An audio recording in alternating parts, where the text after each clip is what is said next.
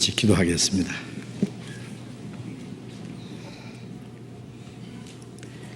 자비로우신 우리 아버지 하나님,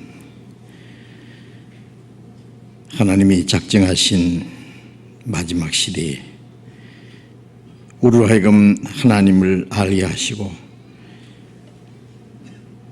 예수 그리스도로 말미암아 우리에게 허락하신 그 크고 놀라운 은혜를 깨달음으로 우리 영혼을 구원해 주시고 하나님의 거룩한 자녀로 삼아 주시고 영원한 하나님 나라에 들어갈 수 있는 영광스러운 소망을 주신 그 크고 놀라운 은혜를 인하여 감사와 찬송과 영광을 우리 아버지 하나님께만 돌립니다. 우리를 구원해 주신 것은 이 땅에 잠깐 있다가 없어질 것을 주시기 위함이 아니요 영원하고 영광스러운 하늘나라의 기업을 주시기 위함인 줄로 믿습니다. 이제 구원함을 받은 저희들 우리의 육체의 남은 때 이 세상에 사는 동안에도 주님이 항상 우리와 함께 계셔서 우리의 연약함을 담당하시고 우리를 보호해 주시고 진리 가운데로 인도해 주시는 그 은혜 감사합니다. 이 시간 주님의 피로 구속함을 받은 저희들 또 주님 앞에 함께 모여서 하나님의 말씀을 배울 수 있는 귀중한 시간을 주신 것 감사드립니다. 우리의 마음과 생각 모두 주님이 주장해 주시고 때를 따라 우리에게 풍성한 은혜를 주시고 행할 길을 가르쳐 보여주시는 주님, 이 시간에도 우리와 함께 계셔서 우리가 마땅히 깨달아야 될 말씀들 또 어떻게 행할 일들을 더욱 가르쳐 주시옵소서. 이 시간 함께 참여하지 못한 우리 형제 자매들 어느 곳에 있든지 일일이 보살펴 주시고 있는 곳에서 더욱 주님을 가까이 하며 주님의 말씀을 사모하는 마음을 더욱 허락해 주옵소서. 우리 각 사람 마음과 생각을 감찰하시는 주님, 우리의 마음과 생활 속에 하나님 보시기에 어두운 일들, 부끄러운 일들, 불순종하는 일들이 있으면 주님의 빛 앞에서 말씀 앞에서 깨닫게 해주시고 주님의 말씀으로 우리를 새롭게 더욱 거룩하게 온전하게 세워주셔서 우리로 하여금 하나님의 자녀로 부끄러움이 없이 살아갈 수 있도록 인도해 주시옵소서. 이 시간 주 성령님께서 친히 우리의 마음과 생각 지켜주시고 인도해 주시기를 간절히 의지하며 주 예수님 이름으로 기도드렸습니다. 아멘.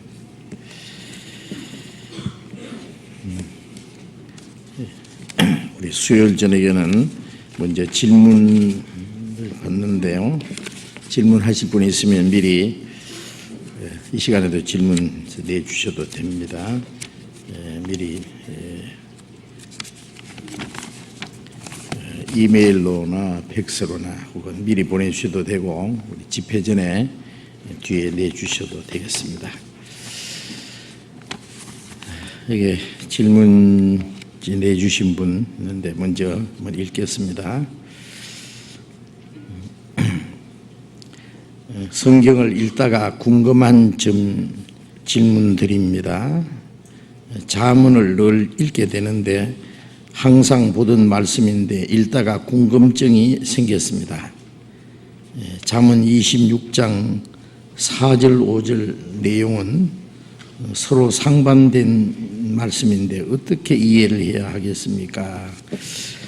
잠언 26장 찾아봅시다.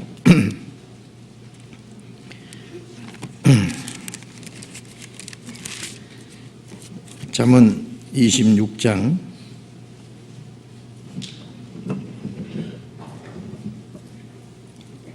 4절 5절 제가 읽겠습니다. 미련한 자의 어리석은 것을 따라 대답하지 말라. 두렵건대 네가 그와 같을까 하노라. 미련한 자의 어리석은 것을 따라 그에게 대답하라. 두렵건대 그가 스스로 지혜롭게 여길까 하노라.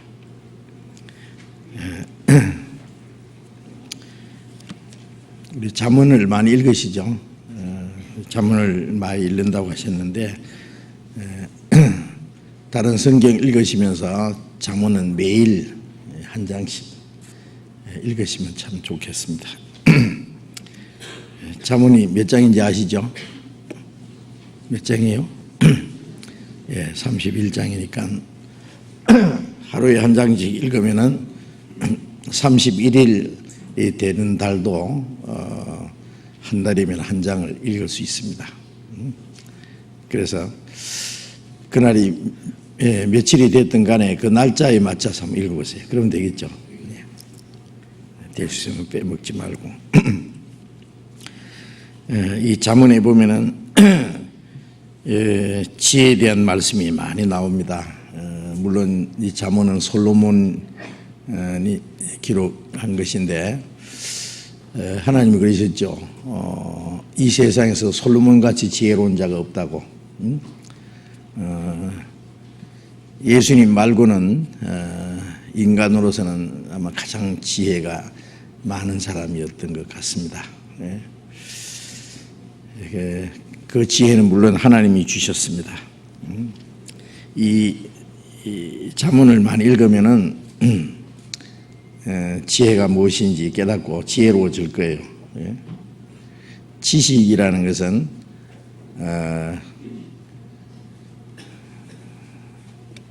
어떤 것을 많이 아는 것이 지식이라고 한다면은 지혜라는 것은 그 지식을 생활 속에 잘 응용해가는 그것이 지혜라고 할 수 있겠습니다. 지식이 예를 들면은 뭐 어떤 음식을 만들 수 있는 재료라고 한다면은 지혜는 그것을 아주 맛있게 만들어서 남에게 먹여줄 수 있고 자기가 먹어서 맛도 있고 소화 잘 시킬 수 있는 그런 것이라고 비유할 수 있을까요? 그래서 아무리 지식을 많이 가져도 그 지식이 자기의 마음과 생활 속에 유익이 되지 못한다면은 무슨 소용이 있겠어요? 그렇죠? 물론 지혜의 근본은 하나님이시고 예수님은 바로 하나님의 지혜라고 성경에 말씀하셨습니다. 어쨌든 잠언을 많이 읽으면은 하나님의 지혜가 무엇인지 알게 되고 아마 지혜로운 사람이 될 수 있을 거예요. 성령께서는 하나님의 깊은 비밀을 알게 하시고 하나님의 그 말씀이 우리의 마음과 생활 속에 기쁨이 되고 또 능력이 되고 우리의 생활에 어떤 방향을 제시해 주는 지침이 되도록 그렇게 도와주실 겁니다. 이제 읽은 이 질문한 내용은 이제 읽어드린 말씀대로 두 가지 비슷한 말씀인데 좀 반대되는 그런 내용이에요. 미련한 자는 지혜자와의 반대죠. 미련한 자, 어리석은 자. 미련한 자의 어리석은 것을 따라 대답하지 말라. 두렵건대 네가 그와 같을까 하노라. 이 말씀은 좀 이해하기 쉽죠. 미련한 자가 어리석은 것을 따라서 어떤 것을 물을 때 그 어리석은 말을 따라서 대답해 주려고 노력할 필요 없다.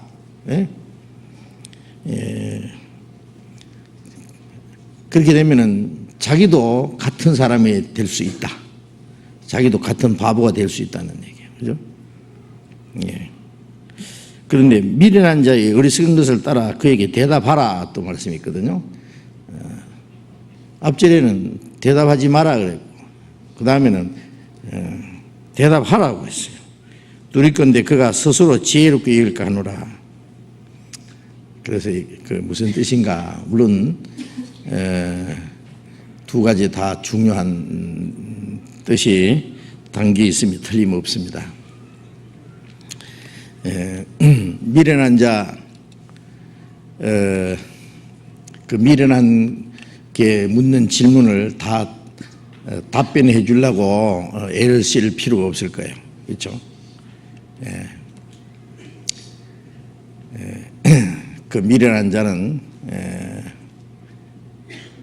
미련한 대로 내버려 둬야지. 그 사람을 뭐 어떤 설득시키려고 그 사람이 묻는 그 어리석은 질문을 억지로 답해 주려고 할 필요가 없을 겁니다. 또 미련한 자는 그 어리석은 말을 자꾸 하는데 그걸 그대로 내버려 두면은 계속 떠들어댈 테니까 그 어리석은 것을 깨닫도록 이야기해 줄 필요도 있을 거예요. 그렇죠? 책망도 할 수 있고 또 그 미련한 것을 깨닫도록 거기에 대한 적절한 어떤 말을 해줄 필요도 있을 겁니다. 거기에 대해서 가장 적절하게 말씀해 주신 분이 예수님입니다. 누가복음 20장을 보겠습니다. 누가복음 20장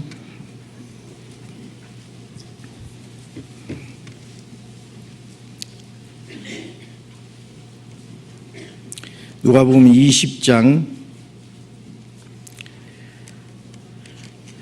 1절부터 읽겠습니다. 하루는 예수께서 성전에서 백성을 가르치시며 복음을 전하실새 대제사장들과 서기관들이 장로들과 함께 가까이 와서 말하여 가로되 당신이 무슨 권세로 이런 일을 하는지 이 권세를 주니가 누구인지 우리에게 말하라.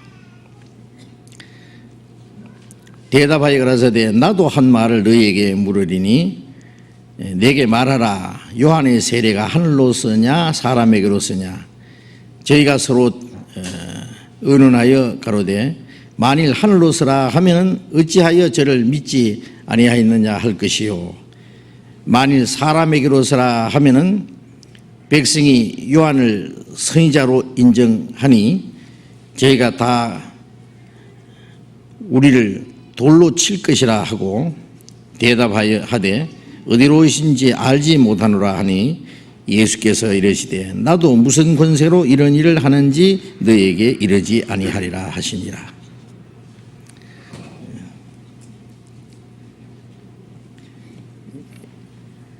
예수님을 항상 그 대적하고 예수님의 목을 노리는 사람들, 예수님이 하시는 말씀에 꼬투리를 잡아가지고 예수님을 넘어뜨리려고 하는 사람들,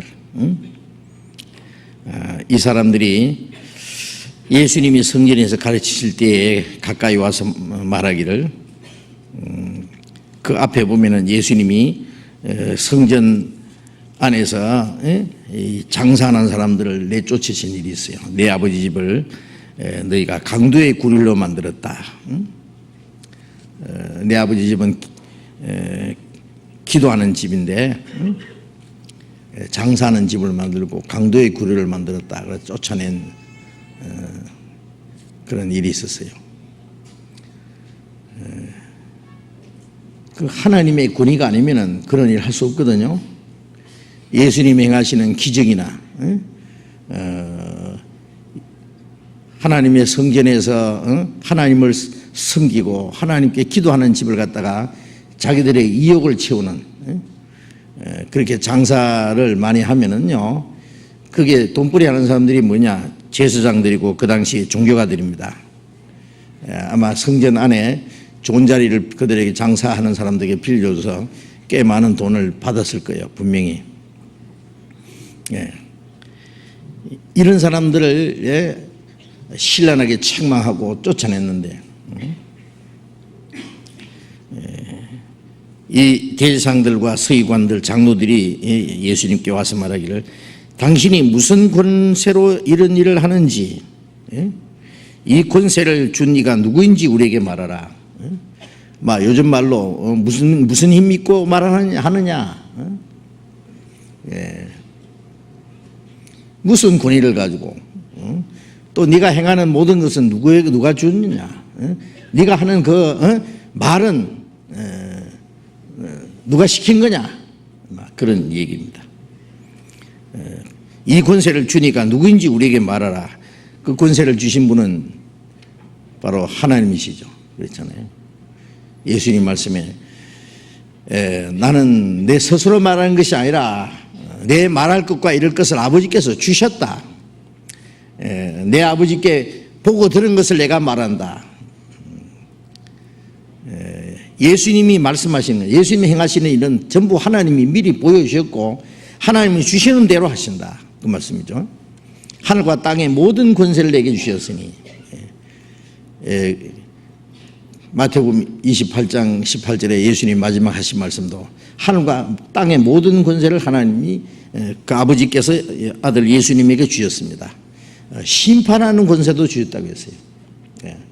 이 땅에 오셔서 예수님 하시는 말씀이나 예수님이 행하신 일은 바로 하나님이 주신 권세입니다. 그런데 이 종교가들은 눈이 어두워져 가지고 자기들의 욕심에 눈이 어두워져 가지고 예수님이 하나님이 보내신 자를 분인 줄 알지 못하고 그리스도라는 것도 알지 못하고 그 하나님이 하시는 일을 하나님의 권위를 도전하려고 하는 거예요. 미련한 자들은 하나님을 대적하고 하나님의 영광을 거스리고 스스로 멸망을 자처하면서도 뭔지 모릅니다. 걸려 자빠져서 지옥으로까지 떨어지면서도 그게 뭔지 모르는 거예요. 미련한 자들. 그렇잖아요. 깨닫지를 못하는 거예요. 미련한 자를 공의에 넣고 그 절구에 넣고 공의로 찧어도 그 미련한 것이 안 벗어진다는 말씀도 있잖아요. 자문에. 이 사람들 미련한 질문입니다. 그렇잖아요. 어리석은 질문입니다. 그들의 미련한 바로 그들의 마음의 표현입니다. 그게.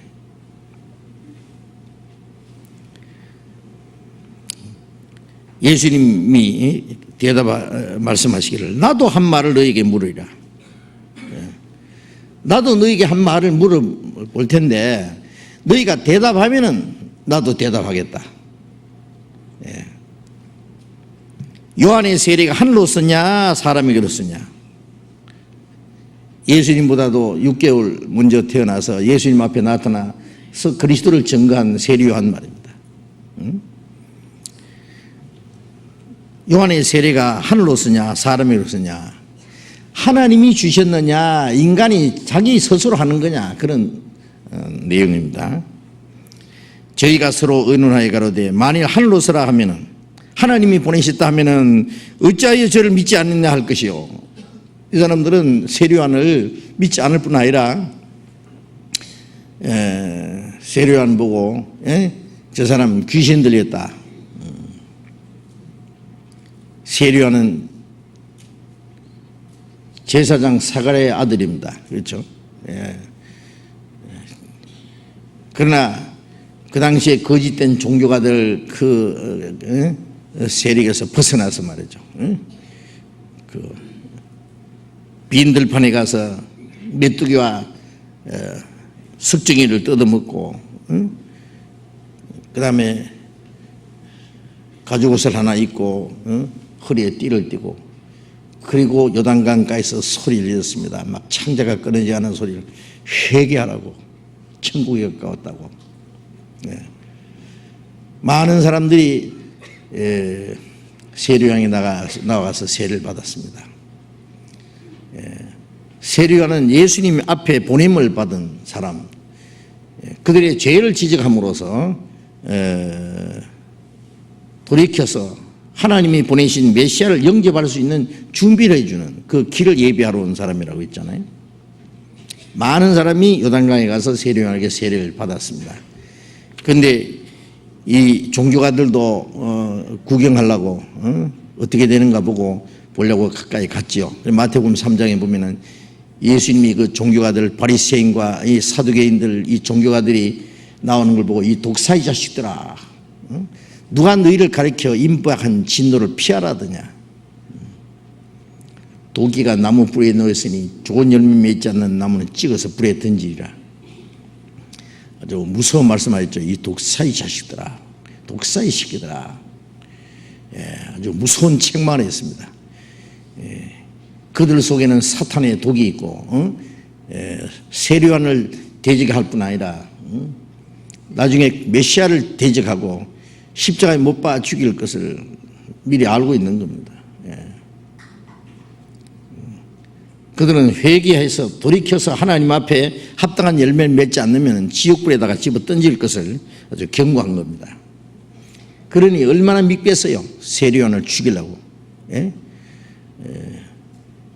물론 기어코 세례요한은 그 당시에 헤로드 왕까지 책망함으로써 감옥에 갇혔다가 난 결국 목 잘려 죽었잖아요.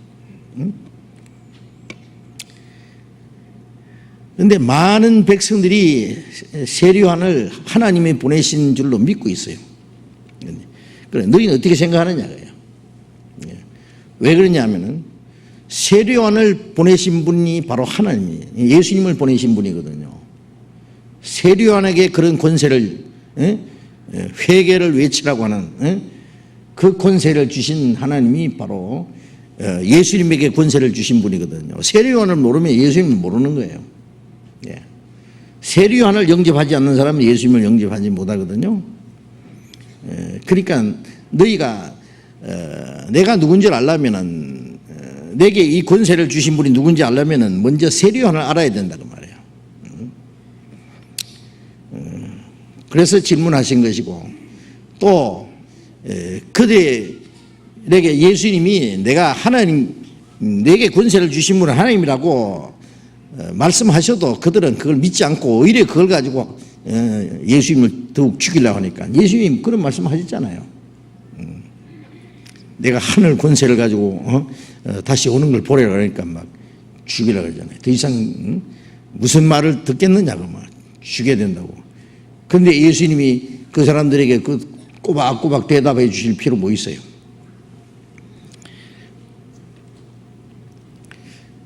그래서 이 사람들이 하는 말이, 그게 하늘로 서라 하면은 왜 믿지 않느냐 할 것이고,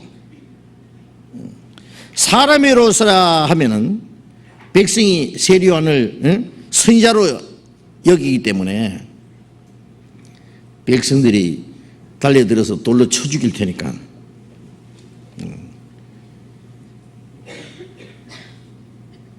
백성이 무섭다 그래서 하는 말이, 어디로서인지 알지 못하노라. 예수님 말씀에 나도 무슨 권세로 이런 일을 하는지 너에게 이르지 아니하리라. 어때요? 예수님 대답이 지혜롭습니까? 예?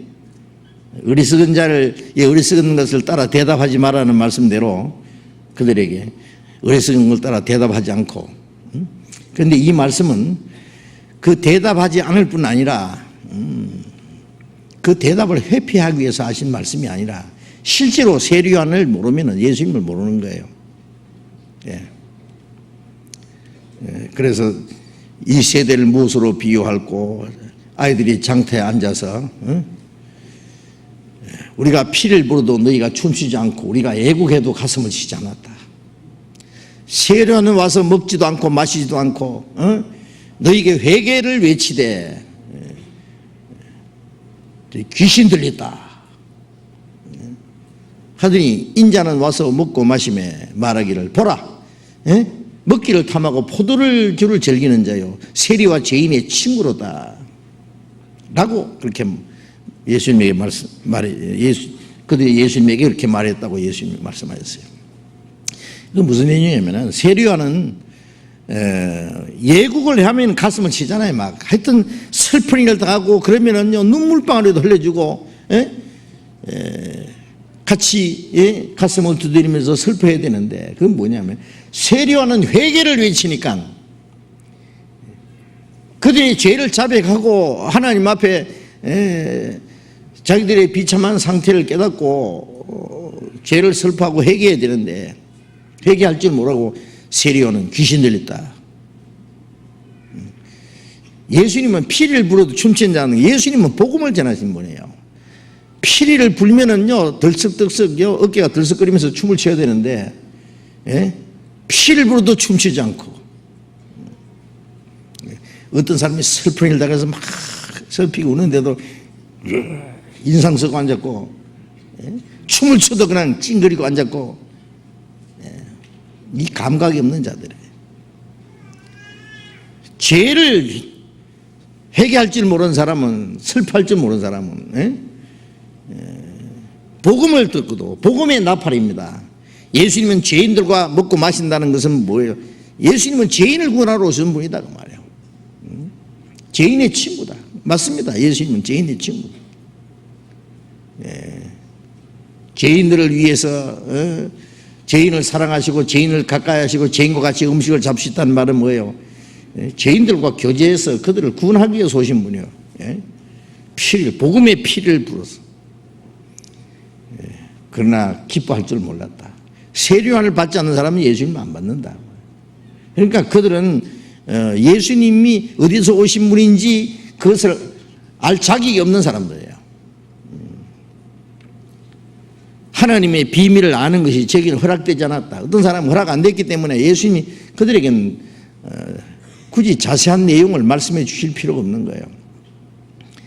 세례요한을 믿지 못하는 자들이 어떻게 그리스도를 믿겠느냐, 그런 말씀이에요. 그렇죠? 그래서 그 미련한 자들은 미련한 데는 내버려 두고 답변을 하시지 않았습니다. 그런데 누가복음 20장 20절 봅니다. 20장 20절.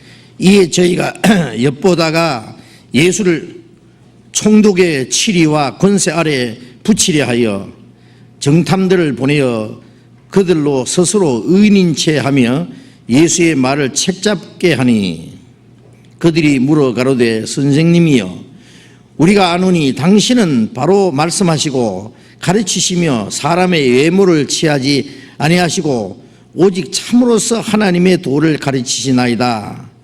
우리가 가이사에게 세를 바치는 것이 가하니까 불가하니까 하니, 예수께서 그 관계를 아시고 가라사대 데나리온 하나를 내게 보이라. 네 화상과 글이 여기 있느냐? 대답하여 가로되 가이사의 것이니이다. 가라사대 그런즉 가이사의 것은 가이사에게, 하나님의 것은 하나님께 바치라 하시니, 저희가 백성 앞에서 그의 말을 능히 책잡지 못하고 그의 대답을 기이 여겨 잠잠하니라. 여기서는 예수님을 이제 총독에게 고소하려고, 그 당시에 로마가 통치할 때 로마의 권세자들에게 잡아 끌고 가려고 이제 그 고소할 조건을 이제 찾으려고 하는 거예요. 유대인들이 예수님을 마지막에 끌고 가서 빌라도 앞에 고소하는 내용이 뭐예요? 이 사람은 가이사에게 세 바친 걸 금하더이다. 그 당시에 로마 가이사 아구스토 황제 최고 권력자잖아요. 로마 이스라엘에다 세금을 매겨가지고 세금을 걷어서 가이사에게 이제 바치는 거예요. 이 가이사에게 세금을 바치지 않는 것은 가이사의 권세를 도전하는 거예요. 대적하는 거예요. 최고의 죄입니다.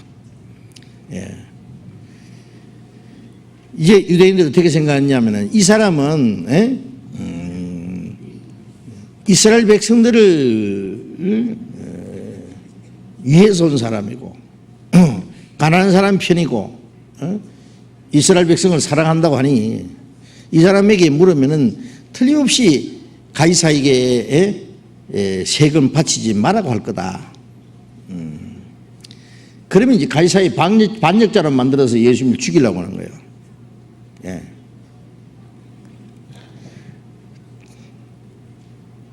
만일 밭이라고 하면 어떤 일이 생겼냐? 이스라엘 백성들에게 반역자가 되는 거예요. 그렇죠? 왜? 가이사는 이스라엘 백성들에게 그 무거운 세금을 매겨가지고 싹싹 끌고 가는 이스라엘의 민족에게는 철천지 원수와 같은 존재인데 세금 바치라고 한다면 이 민족의 반역자가 안 되겠어요? 바치지 마라 그러면은 로마 세력의 반역자가 되고, 바쳐라면 이스라엘 백성들의 반역자가 되니까 이러지도 저러지도 못하고 올무를 딱 넣은 거예요. 예? 그러면서 하는 말은 아주 정탐을 보내가지고 예수님을 넘어뜨리기 위해서 예수님의 말을 책잡으려고, 선생님이 우리가 아노니 당신은 바로 말씀하시고 가르치시며 사람을 외모로 취하지 아니하고 오직 참으로서 하나님의 도를 가르치시나이다. 이거 얼마나 간소하고 강교한 소리입니까? 예수님을 넘어뜨리려고 하면서, 죽이려고 하면서 하나님의 도를 가르치시나이다. 참으로. 그럼 예수님이 그 속아 넘어갈 줄 알고요. 가이사에게 세 바치는 것이 가하니까 불가하니까? 옳습니까? 잘못된 겁니까? 예수님 말씀에 데나리온 하나를 보여라. 그 당시에 그 통용되는 돈이 이제 동전, 데나리온 하나 가져왔습니다. 예, 여기 있습니다. 그게 카이사 아구스도 황제의 얼굴이 꽉 찍혀 있는 거예요. 그게. 이게 네 화상이냐? 네 화상과 네 글이냐? 예, 가이사입니다. 가이사의 것입니다. 이 가이사가 통치하였기 때문에 이 돈도 가이사의 얼굴이 찍혀 있는 걸 사용했잖아요. 아, 이거 가이사의 것이구나. 그래, 가이사 것이야. 그럼 가이사의 것은 가이사에게 줘라. 가이사의 것은 가이사에게. 왜? 로마가 이스라엘을 지배하도록 하신 분이 누구예요? 하나님입니다. 그 로마서 13장 1절 이하에 보면은 권세에게 굴복하라. 모든 권세는 하나님의 정하신 바라. 권세를 거스린 자는 하나님의 명을 거스림이니 심판을 자체하라. 그러므로 공세를 받을 자에게 공세를 바치고 국세를 바칠 자에게 국세를 받을 자에게 국세를 바치라. 예. 이 세상 권세도 하나님이 다스리는 거예요. 하나님이. 이스라엘 왕들만 세우시는 게 아니라 이스라엘 주변에 이스라엘과 관계되는 옛날에 에집트의 바로 왕을 세우신 분도 하나님이고, 이 바로와의 마음을 강팍하게 함으로써 하나님의 능력을 나타내신 분도 하나님입니다. 왜? 바로 왕이 마음이 좋아가지고 빨리 가라 그래. 너희 하나님 섬기라. 잘 먹고 잘 살아라고 보냈으면은 이스라엘 백성들이 아이고 이렇게 좋은 마음 좋은 사람 우리는 안 갈란다 그러겠죠. 하나님 능력을 나타낼 수도 없어요. 바로 왕의 마음이 강팍해서 못 보낸다 그러니까 못 보내. 그럼 하나님 맛 좀 봐라 하고 10가지 재앙을 내렸잖아요. 예. 그 후에 계속해서 주변에 있는 나라들 아수르를 들어서 이스라엘을 죄를 지으면 때리고, 이스라엘이 우상 숭배하니까 바벨론이 세력을 들어가지고 몽땅 포로로 잡아가고, 예. 또 다리오나 고레스 왕 같은 왕들을요, 세워가지고 이스라엘 민족을 다시 돌아오게 하기도 하고, 예. 이방 세력도 하나님이 쓰십니다. 예. 그리고 바벨론 시대부터 계속해서 로마 시대까지 바벨론, 페르시아, 헬라, 로마 계속해서 그 이스라엘 민족을 그 이방 세력에다가 짓밟히게 하신 분이 누굽니까? 하나님입니다. 하나님.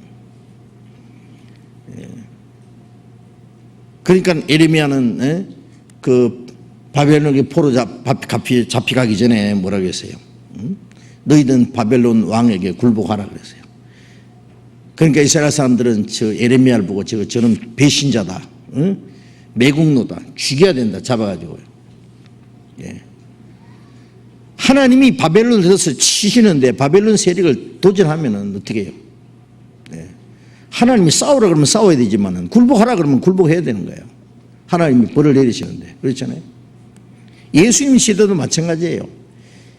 예. 가이사의 것은 가이사에게 바치라, 그런 말씀은 예수님이 어떤 그 가이사의 세력이 무서워서 그들에게 아부한다든지 그 대답을 회피하기 위해서 지혜롭게 대답하신 게 아닙니다. 실제로 그들은 가이사의 세력에 굴복해야 되는 거예요. 가이사의 것은 가이사에게, 하나님의 것은 하나님께 바치라. 국가적으로는 가이사를 왕을 섬기고, 그들은 신앙적으로, 양심적으로는 하나님을 섬겨야 되는 거예요. 우리도 이 세상에 사는 동안에 이중 국적자잖아요. 그죠? 우리 육신은 자기를 몸담고 있는 국가의 어떤 권세와 어떤 그 법과 질서에 굴복해야 됩니다. 그리스도인이라고 해서 이 세상에 나라도 필요 없다, 법도 필요 없다, 내 마음대로 산다, 그럴 수 없어요. 권세자들을 위해서 기도하라는 말씀도 있고, 권세에게 굴복하라는 말씀도 있고, 세금 바치라는 말씀도 있고 있어요. 물론 이제 잘못된 걸 명할 때는 안 되겠지만은요, 하나님 말씀을 순종하지 마라, 우상 숭배하라, 그런 것은 순종할 수 없지만은, 동시에 우리는 또 하나님을 섬기는 사람이잖아요.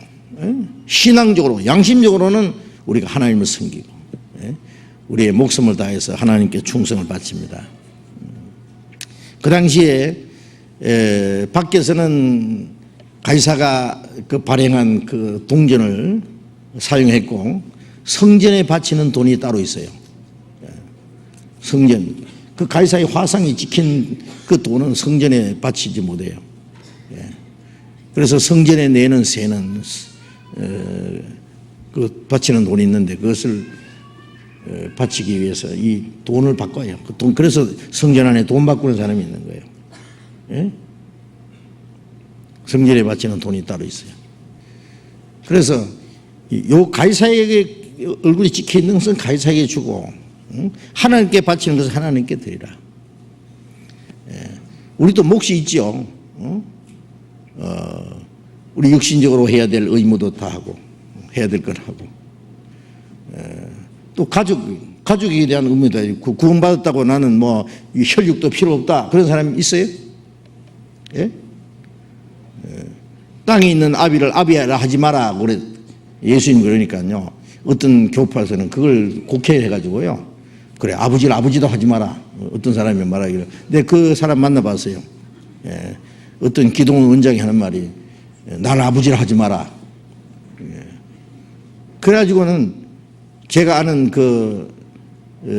병원에서 근무하는 분인데요. 자기 아버지를 한 번도 아버지라고 불러보지 못했대요. 막 화내니까 막 부르지 마라. 내가 아버지냐? 하나님 아버지지? 예? 예, 그건 성경에 내 부모를 공경하라는 말씀은 무슨 말씀인데요? 예. 영적 아비를 삼지 마라 그 말이에요. 천주교인들은 이 신부 보고 뭐라 그래요? 예? 파파라 그래요. 파파. 예. 아버지라 그래요. 아버지. 예. 그러니까 귀신 신자 아비 붙자 써가지고 신부잖아요. 그렇죠? 귀신 아버지. 예. 그리고 최고 이제 아버지가 이제 교황이에요.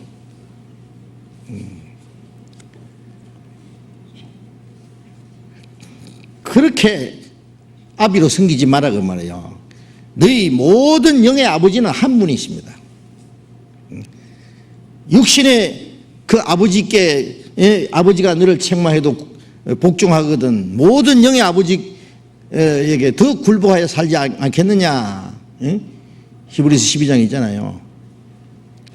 그러니까 육신의 아버지는 아버지지요. 아버지라고 당연히 불러야 되고 섬기고. 그런데 이 땅에 있는 사람을 영의 아버지로 생각하지 마라 그 말이에요. 영의 아버지.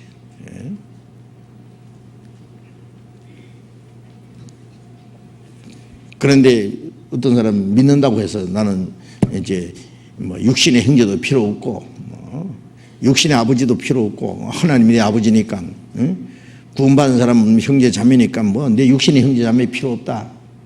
그렇습니까? 디모데전서에 그랬잖아요. 자기 가족, 자기 친척, 자기 가족을 돌아보지 않는 자는 불신자보다 더 악한 자요. 믿음을 배반한 자라 그랬어요. 어떻게 부모를 공경하지 않는 사람이 하나님 아버지를 공경할 수 있겠어요?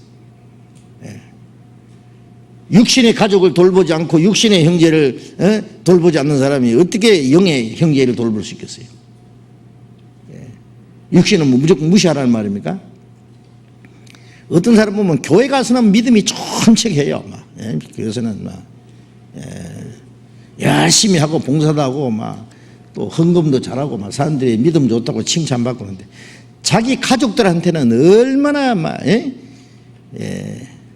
인색하고 말이에요. 얼마나 가족들한테는 못되게 구는지 몰라.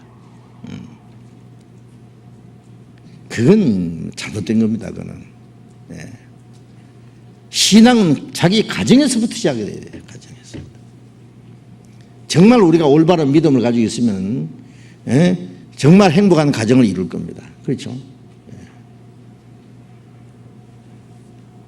더 좋은 남편이 되고 더 좋은 아내가 되고 더 좋은 부모가 되고 더 좋은 자녀가 되고 더 좋은 육신의 관계도 가질 겁니다. 그렇죠? 자기 형제끼리는 찌그럭찌그럭 싸우면서 말이죠. 교회 가서 막 믿음 좋은 척하고 형제 자매 다 거짓말이에요. 다 위선자예요. 위선자. 그렇죠? 그러니까 우리는 양면이 있는 거예요. 두 가지 다 해야 돼요.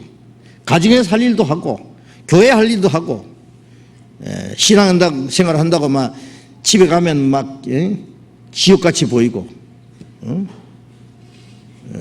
남편은 막 마귀처럼 보이고 자식들은 마귀새끼처럼 보이고 교회당 가니까 전부 천사 같고 천당 같고 가정은 막 엉망진창 만들어 놓고 교회 가서 뭐 한다고 아닙니다. 그는 가정이 왜 지옥입니까? 가정이 천국을 만들어야지 천국을. 남편이 왜 마귀요? 마귀 아니에요. 가끔 마귀짓 해서 그렇지 마귀는 아니에요. 자식들이 뭐 말 좀 안 듣는다고 마귀 새끼요? 아니에요. 자기 혼자 천사이 그러면 그건 아주 잘못된 거예요. 또 어떤 사람은 가정에 열심히 한다고 해서 자기 가족밖에 몰라. 교회 가면 교회는 나 일 안 해도 다른 사람 다 한다 그러고 대강 하고 말이죠. 자기 가족밖에 몰라.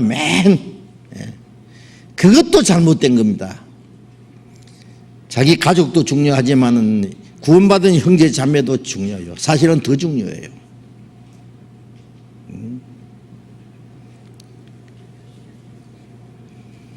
어떤 친구는 형제보다 더 치밀하리라. 그 친구 어떤 친구겠어요? 정말 구원받은 형제 자매입니다. 그는 육신의 형제보다 더 치밀한 겁니다. 그렇죠? 그 두 가지를 다 잘해야 돼요. 그러니까 바빠요. 가정에서 자매들 같은 경우는 강호 가정에서 남편 뒷바라지 자식들 전부 돌봐줘야지 세탁해야 되죠. 청소해야 되죠. 먹는 거 다 챙겨야 되죠. 다 해놓고 또 교회당에 가면 또 할 일도 있죠. 뭐 조장도 해야 되고 뭐 교회 또 식당에서 일해야 되고 자매들 뭐 할 일이 얼마나 많아요. 신방도 가야 되고 어려운 사람 돌봐줘야 되고 한가하게 놀러 다닐 시간이 어디 있어요. 정신 없어요. 열심히 뛰어야 돼요. 부지런하여 게으르지 말고 열심을 품고 주를 섬기라. 그게 전부 주를 섬기는 거예요. 그 두 가지 다 해야 됩니다. 예수님이 가이사에게 것은 가이사에게, 하나님의 것은 하나님께 바치라는 이 말씀 속에는 그런 내용이 다 담겨 있어요. 예? 두 가지 다 해야 되는 거예요. 그렇죠? 예. 어느 한 가지에 치우쳐나고 다른 것을 무시하고 그러면 안 돼요. 예. 두 가지를 밸런스를 잘 맞춰야 됩니다. 물론 우리 목적은 영적인 거, 신령한 거, 우리의 마음은 교회, 하나님의 영광. 예. 그러나 자기 가정도 올바로 돼 있어야 돼요. 그러니까 수신, 제가, 치국, 평천하는 말도 같은 그 맥락의 내용이라고 생각합니다. 자기 몸을 닦고, 그 다음에 가정을 잘 돌보고, 그리고 나를 다스리고, 그러면 천하를 호령할 수 있는 순서잖아요. 자기 몸을 제대로 간수하지 못하는 사람이 가정을 다스릴 수 있겠어요? 매일 술이나 품마시고 노름이나 하는 사람이 아버지 노릇 할 수 있겠어요? 일도 안 하고 어쩌라고, 가족 어쩌라고, 먹고 살라고. 자기가 할 일을 잘 다스리는 거, 그게 수신일 거고, 그러면 가정을 잘 돌볼 수 있는 자격이 있고, 그 다음에 뭐 나라를 다스리든지 뭐 천하를 호령하든지 하지. 가정도 다스리지 못한 사람이 무슨 나라를 다스려요? 그러니까 요즘에요, 뭐 대권 주자들의 그 뭐예요, 뭐 결백, 그 뭐 흠 없는가 막 따지는데요. 만일 가정에서 무슨 흠이 있으면은 에이고, 지 주구석도 못 다스리는 사람이 나라 다스려, 그런 말 안 하겠어요? 그러니까 그 도덕성 말이에요. 아주 철저히 아주 조사합니다. 뭐 흠이 있으면요, 뭐 그 사람이 뭐 바람이 피었다도 예를 들면요, 뭐 가정적으로 말이죠, 맨 뭐 부인을 두드려 팬다든지 뭐 잘못된 게 있으면요, 그 사람이 뭐 지도자가 나라의 지도자 되겠어요? 의미도 없습니다. 그래서 그 모든 것을 잘 해야 된다. 예수님이 이 말씀은 그들의 그 대답을 회피하기 위한 말씀이 아니라 사실은 깊은 진리가 담겨 있는 내용입니다. 가이사의 것은 가이사에게, 하나님 것은 하나님께 바치라. 그리 어떻게 해요? 누가 감히 예수님의 뭘 책잡을 수 있겠어요? 너무나 정당한 말씀이잖아요. 하나님께 대한 것도 하고, 육신을 담고 있는 동안에 이 세상에서 정치적인 것도 그 권세도 굴복하지 않으면 안 된다는 내용입니다. 그의 말을 능히 책잡지 못하고 그 대답을 기이 여겨 잠잠하니라. 그렇죠. 그들이 미련한 자의 어린성을 따라서 대답해 주신 겁니다. 이것은 대답해 주셨잖아요. 앞에 있는 거는 나도 대답 안 하겠다고 하셨고, 여기서는 대답해 주셨잖아요. 얼마나 지혜롭게 대답해 주셨어요. 그들의 미련한 자들의 입을 탁 막아버렸습니다. 더 이상 잠잠하도록, 감히 예수님을 이렇게 대적하지 못하도록.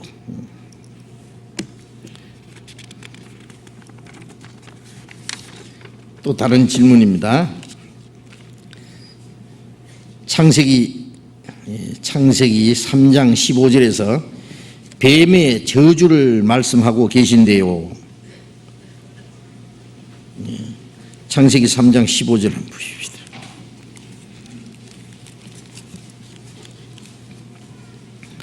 창세기 3장 15절.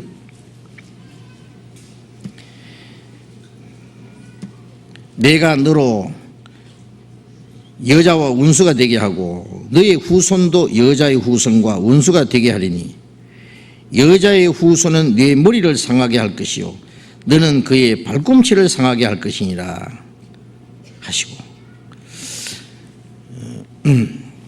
아담이 범죄한 후에 하나님께서 그 하와를 책망하시면서 하신 말씀입니다. 아담은 저 여자가 그 선악과를 주워서 먹었습니다. 하와에게 그 책임을 넘깁니다. 하나님이 여자에게 네가 어찌하여 이렇게 했느냐?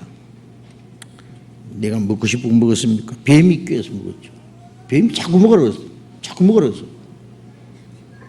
먹었죠. 또 뱀에게 말씀하시기를 네가 이렇게 했으니 네가 모든 짐승보다 더욱 저주를 받아 배로 다니고 종신토록 흙을 먹을 것이다. 그러면서 이제 그 여자와 뱀 사이에 있을 사건을 내가 너로 여자와 원수가 되게 하고 뱀에게 하지 말고 여자의 원수가 되게 하고 여자의 후손도 후손과 원수가 되게 하리니 여자의 후손은 네 머리를 상하게 할 것이요 너는 그의 발꿈치를 상하게 할 것이니라. 이런 내용인데요. 이 말씀에서 원수가 되게 하리니 여자의 후손은 예수님, 여자의 후손은 예수님, 너의 후손은 사탄을 의미하는 듯한데요. 뱀의 후손, 여자는 무엇을 뜻하는지요? 예? 여자는 무엇을 뜻하는지? 뱀과 여자는 원수 사이인데 무슨 뜻인지 이해되지 않습니다.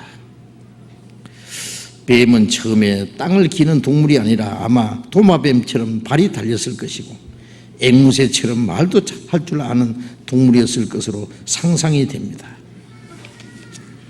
글쎄, 하여튼 배로 다니지는 않았을 거예요. 처음에 그 후에 저주받아 배로 다닌다 했고 그랬기 때문에 앵무새처럼 말도 했겠죠.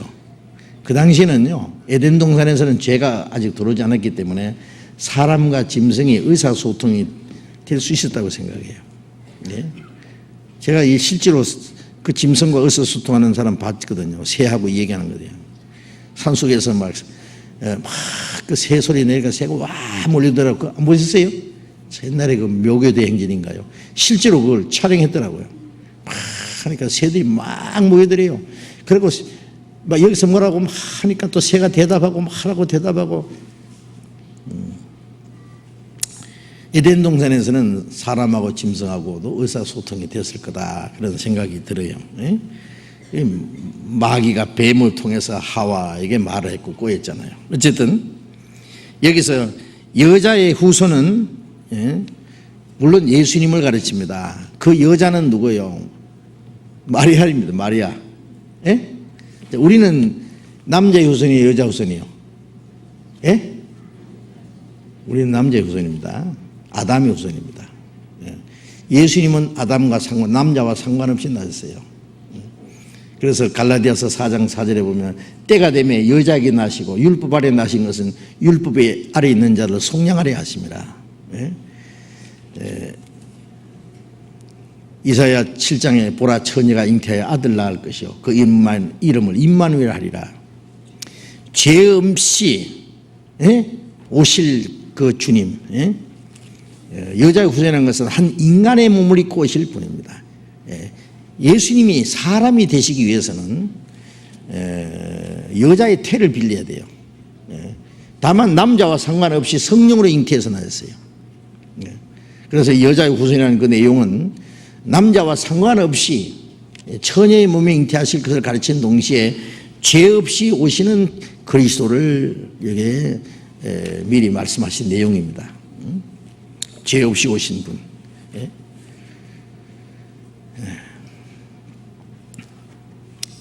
그리고 여자의 뱀의 후손은 뭐였어요? 마태복음 23장 33절에 보면은 예수님이 유대인들에게 유대 종교가들에게 이 뱀들아 독사의 새끼들아 너희 조상의 양을 채우라. 아주 무서운 말씀하셨어요. 이 종교가들 보고 이 뱀들아 독사의 새끼들아 그러셨거든요. 그랬어요, 안 그랬어요?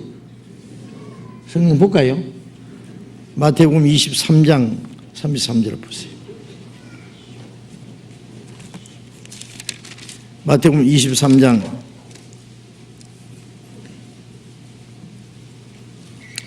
23장 32절 33절 같이 읽어봅시다. 너희가 너희의 조상의 양을 채우라. 뱀들아 독사의 새끼들아 너희가 어떻게 지옥의 판결을 피하겠느냐. 예수님이 유대 종교가들에게 하신 내용입니다. 너희가 너희 조상의 양을 채우라면 너희 조상들이 선지자들 죽이고 선지자의 피를 흘렸다. 그래서 너희 조상들이 하는 행실도 너희도 할 거다. 너희 조상들이 못다한 그 죄를 너희들이 마저 해봐라. 이 뱀들아 독사의 새끼들아. 어떤 사람 욕할 때 막 이 개새끼들, 사람 보고 개새끼 그러면 지독한 욕인데, 그걸 보면 예수님은 더 지독해요. 이 독사의 새끼들아. 예수님도 욕 잘하시는데 욕이 아닙니다. 예수님 욕 안 하십니다.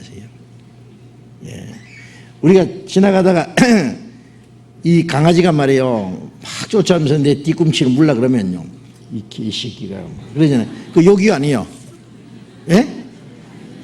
개새끼 보고 개새끼라는 게 왜 욕이야? 사람 보고 개새끼라고 하면 안 되지만 예수님이 이 말씀하시는 거는요 그 사람 보고 하시는 게 아니라 그들의 행실이 사탄에게서 나온 거예요. 사탄에게서. 뱀, 마귀, 사탄. 이 뱀이라는 건 마귀를 상징하는 말입니다. 그래서 요한복음 8장 44절에 너희는 너희 아비 마귀에게서 났으니 그러므로 너희 아비의 욕심을 너희도 행하고자 하나이라.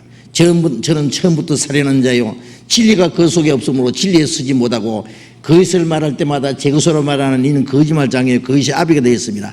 너희 하는 행실 보니까 너희는 하나님 너희 아버지가 아니고 너희 아비는 마귀다. 그러니까 이 마귀 자식이라는 건요 예수님이 하나님의 아들이라는 뜻은 뭐예요? 예수님이 행하시는 모든 것은 하나님이 하시는 대로 시키시는 대로 예수님을 통해서 아버지가 나타나신 거예요. 그러니까 말씀은 하나님이시고 말씀이 육신 오신 분이 예수님이시잖아요. 예수님이 행하신 건 전부 하나님이 하시는 거예요. 그러니까 나를 본 자는 아버지를 보았다 그랬잖아요. 하나님의 아들이라는 것은 그 아들을 통해서 아버지의 모습이 나타난다 그 말이에요. 보이지 않는 사탄이 이스라엘 종교가들 속에 나타났어요.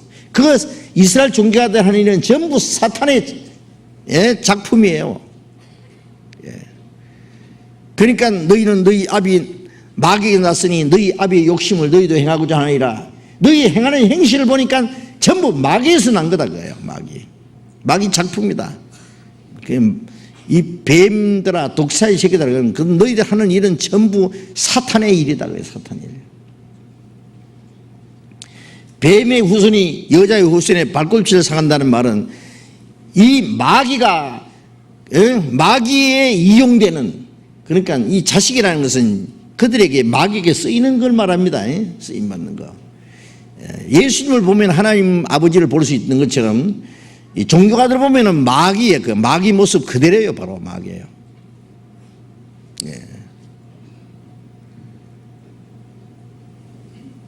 겉으로는 사람에게 아름답게 보여요. 천사묘하지만은 그들은 사탄의 일꾼들입니다. 바로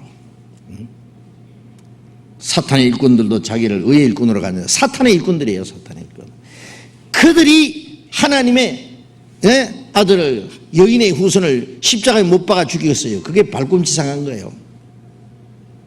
십자가 못 박아 죽여봤자 그냥 발꿈치 독사가 발꿈치를 물은 정도예요. 뱀이 발꿈치를. 그러나 그 발꿈치를 가지고 여자의 후손은 뱀 머리를 상하게 한다는 말은 그 발꿈치 가지고 뱀 대가리를 깨버렸어요. 이 종교가들은 예수님이 십자가 못 박아 죽여놓고 이겼다고 했어요. 얼마나 즐거웠잖아요. 마귀도 같이 좋아했어요. 그러나 예수님은 십자가에서 다 이루었다 해서 마귀의 계획을 완전히 깨버렸어요. 마귀의 계획이 뭐예요? 사람을 죄를 짓게 해가지고 하나님과 이간시켜가지고 지옥으로 끌고 가려고 했는데 예수님이 십자가에서 다 이루었잖아요. 마귀가 예수님을 십자가 못 박아 죽였지만은 거기서 하나님의 뜻이 이루어졌어요. 마귀는 시큰 일해봐야 하나님 몇 개를 못 해놔요. 예? 마귀가 뭐 지가 다 한다고 했지만은 하나님을 하는 거야, 하나님을. 예? 누가 이겼어요? 예? 누가 이겼어요? 하나님. 예수님이 이겼잖아요. 다 이루었다 그랬으니까. 예. 그러니까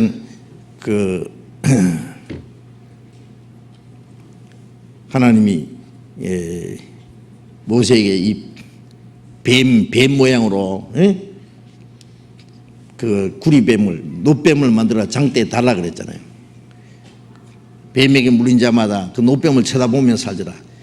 왜 예수님의 십자가를 노뱀으로 표현했냐면은 노시라는 건 심판을 말해요. 예? 십자가에서 마귀가 심판을 받은 거예요. 거기서 예수님이 십자가 죽으신 것은 마귀가 심판을 받은 거예요. 그게. 예수님 십자가 돌아가실 때 이 사탄의 대가리는 깨졌어요. 알겠어요? 이 대가리 깨진 뱀이 꿈틀거리는 거예요. 지금 겁낼 거 없어요. 제가 한번요 우리 수양관에서 산에 올라갔다 내려오는데 뱀이 한 마리 탁, 그렇게 큰 건 아니지만은요 길가에 탁 나타났어요. 네가 돌멩이 가져가지고 막 대가리가 좀 박살을 내버렸어요. 예수님이 마귀의 머리를 박살냈어요. 지금 꿈틀꿈틀하지만은 저거는 대가리 박살난 건데 겁낼 거 없어요. 예. 어쨌든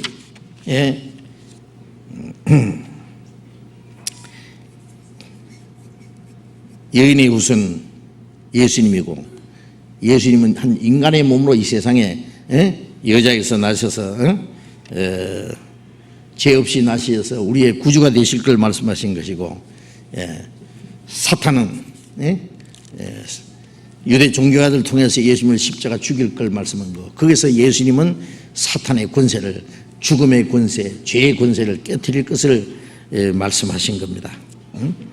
어떤 사람은 여자의 후손과 원수가 된다니까 여자고 뱀은 원수다. 그러니까 여자는 뱀만 보면 놀랜다. 여자만 놀랍니까? 남자도 놀리는데. 그런 게 아닙니다. 그건 아니고, 그건 영적인 뜻이 있습니다. 그 다음에 창세기 19장 31절 말씀, 창세기 19장 31절 말씀을 봅시다.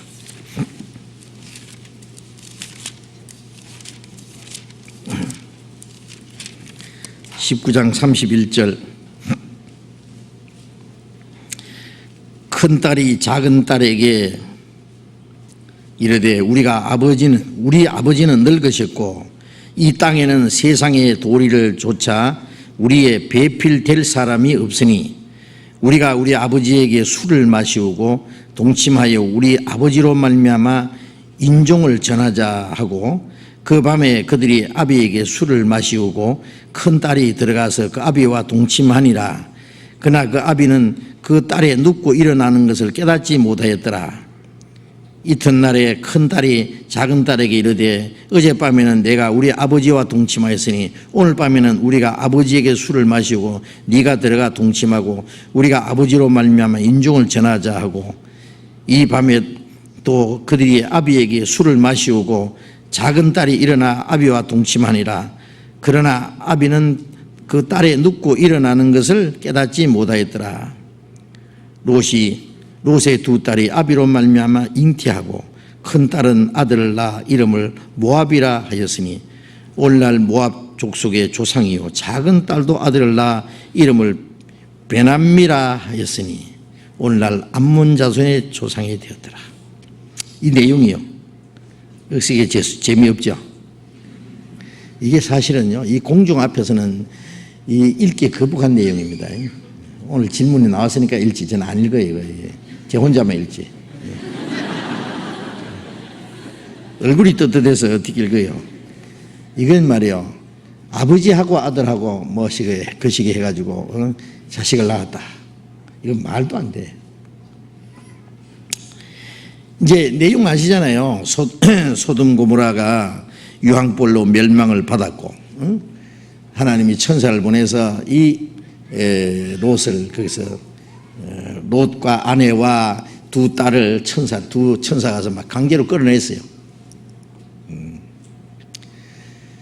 이 롯의 두 딸과 약혼한 사위들에게 가서 얘기했죠. 이 소돔 고모라가 유황불로 멸망한단다. 지금 하나님이 보내신 사자가 와가지고 우리에게 그걸 그렇게 전했으니 빨리 떠나자. 장인 돌았어? 안 듣는 거예요. 그 어떻게 해요? 그 으물으물하는 걸 이제 깼다 가면 날이 새면 이제 하늘에서 유황불이 쏟아져요.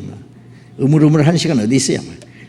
팍 채가지고 막 천사들이 양쪽 손만 네 식구로 막 다 끌어냈어요. 그다음에 성 밖에 끌어놓고 앞만 보고 가. 앞만 보고. 뒤에서 무슨 소리 나도 돌아보지 마. 머물지 말고 계속. 소활성에 가. 그래 소활성에 들어가. 저 앞에.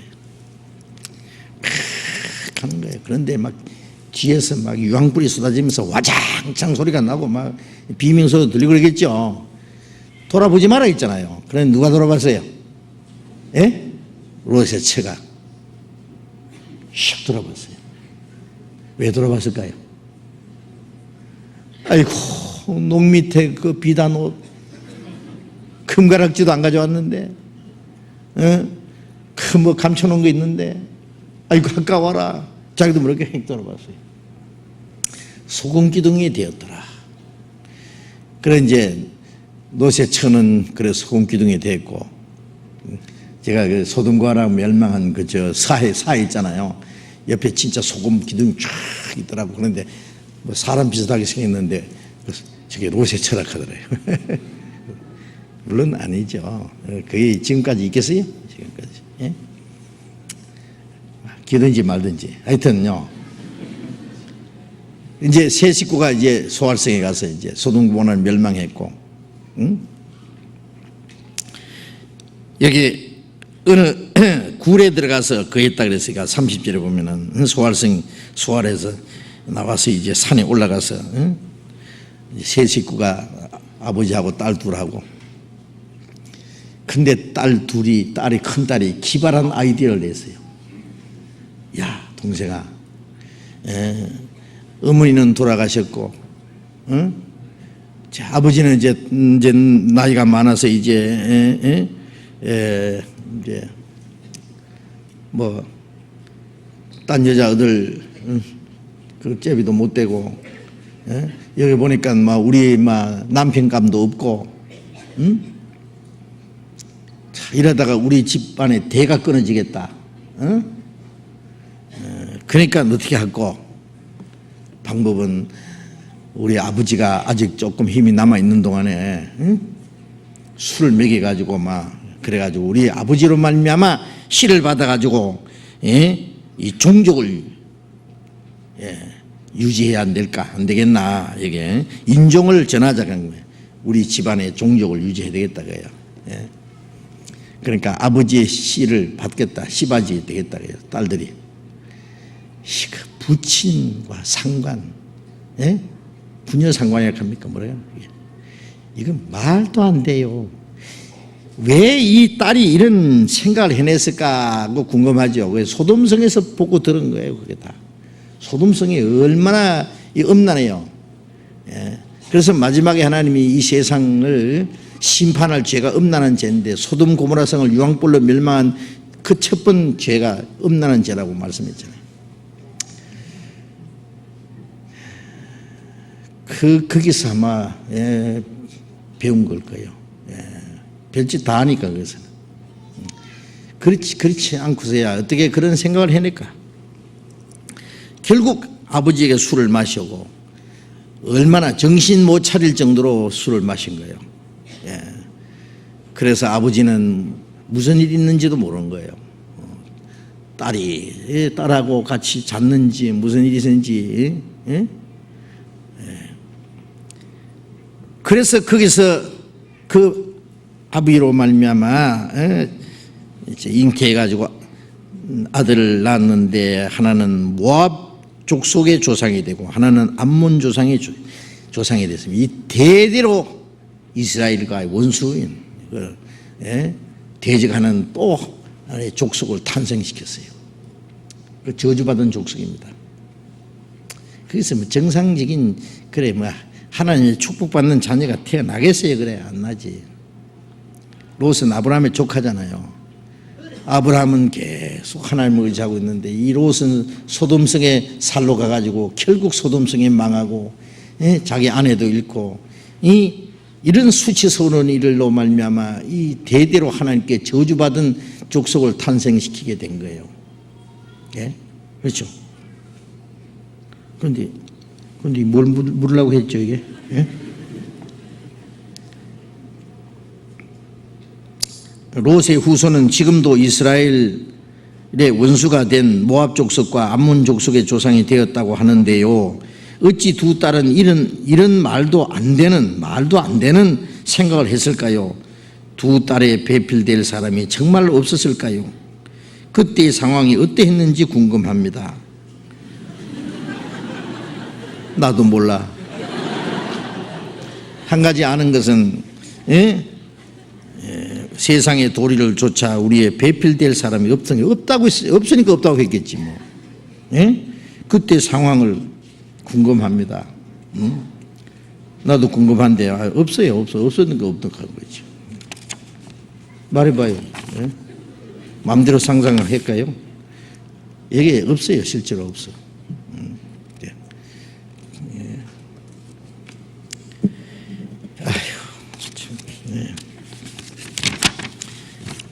여기 이제 하나만 더 하고, 아이고 오늘도 사도행전 공부하려고 했는데 또 못하겠네. 한 가지만 답변 더 합시다. 사실 수요일 저녁에 이 질문하고는 질문 빨리 끝나면은 사도행전 공부하고 뭐 이렇게 하는데 사도행전 공부할 게 많은데, 근데 질문도 좋아요, 그렇죠? 재밌죠? 어떤 사람은 이 질문만 기다리는 분이 있더라고. 어떤 분은요, 이 수요일 저녁에 저 질문 시간에 있는 걸 막 질문만 다 모아가지고요, 아주 시리즈로 만들었다고.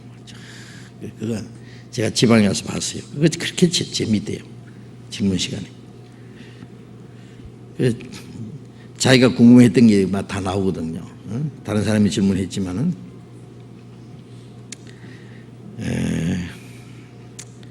목사님 질문 드립니다. 결혼에 대해서요. 그래놓고 우리 교회 청년 형제 자매님들을 중매하고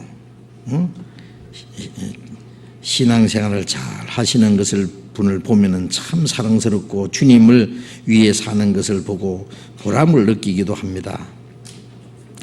드릴 말씀은 처녀 총각들이 서로가 조건이 안 맞아서 나이가 먹어가고 부모님들이 걱정과 염려하시는 분을 하시는 것을 보고 구원받은 형제 자매가 성경대로 결혼하실 수 있도록 자문을 부탁드립니다. 어떤 조건이면은 주님을 기쁘시게 하고 복음 전하는 일에 성도에 합당한 결혼이 되는 조언을 말씀해 주십시오. 이런 질문입니다. 우리 형제 자매의 결혼이 참 중요하죠. 그래서 이제 교회에서도 그 참 형제 자매들 그 연결시켜 가지고 결혼을 시키려고 막 참 노력을 많이 하세요. 우리 교회 어른들이요. 신경 많이 씁니다. 그래서 또 결혼해 가지고 신앙생활 잘하는 거 보면은 그렇게 참 사랑스럽고 아름답고 보람 느끼기도 하는데, 이제 문제는 아직 결혼하지 않는 처녀 총각들이 아직 조건이 잘 안 맞아가지고 나이가 먹어서 부모님들이 걱정을 하신다. 걱정을. 특별히 과연한 저 딸을 가진, 이제 혼기가 넘어가서 갈까봐 이제 나이 많은 그 딸을 가진 부모님들은 참 걱정이 아주 많을 거예요. 그래서 이 딸이 결혼하면은요, 치아 뿌린다 그러죠. 딸 치아 때, 딸. 뭐 걸레 치우듯이 치우는 거예요? 그것 좀 말 사용 안 하시면 좋겠어요. 왜 딸을 치운다 그래요? 아들 치운다는 말 안 해. 딸 치운다 그러지. 예, 그러지 말고 바울 사도께서는 그러잖아요. 딸을 시집 보내는 것도 잘하거니와 뭐 안 보낼 이유가 있어서 안 보내는 것은 더 잘하는 것이니라. 예. 왜 그러냐면은 이 결혼이 얼마나 중요한 건데 어떤 사람은 아이고 바울 사도는 막 총각인지 막 호렙인지 몰라도 막 혼자 살아가지고 몰라서 막 그렇게 함부로 말하는가. 바울 사도가 함부로 말하겠어요? 우리가 이제 교회 안에서 보면요, 어떤 분은 결혼해서 잘 살아요. 신앙생활 잘하고. 어떤 사람은 결혼 안 하고 아주 다 몸과 마음을 단장히 해서 정말 주님을 위해서 살려고 노력하는 사람 많아요. 예, 그래서 어떤 사람은